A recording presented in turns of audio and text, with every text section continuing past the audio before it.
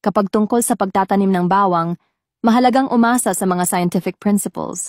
Ngayon ay gusto kong ibahagi sa inyo ang isang tip na maaaring magpataas ng ani ng inyong bawang ng hanggang 20% ngayong taon.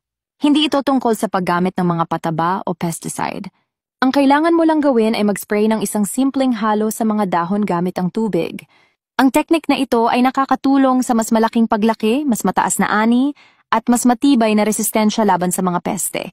Ang formulang ito ay eco-friendly at walang nalalabing pestisidyo. Madali lamang itong gawin kahit sa bahay at mabilis mo itong matututuhan.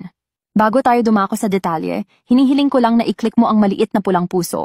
Libre ito, pero makakatulong ito para madaling mahanap ang impormasyong ito sa hinaharap. Narito ang recipe na dapat tandaan.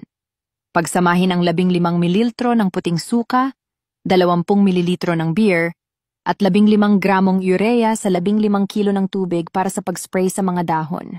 Tinitiyak nito na lalago ng mahusay ang iyong mga tanim na bawang na magreresulta sa masagana at dekalidad na ani. I-follow mo ako para sa araw-araw na kaalaman sa iba't ibang teknik sa agrikultura.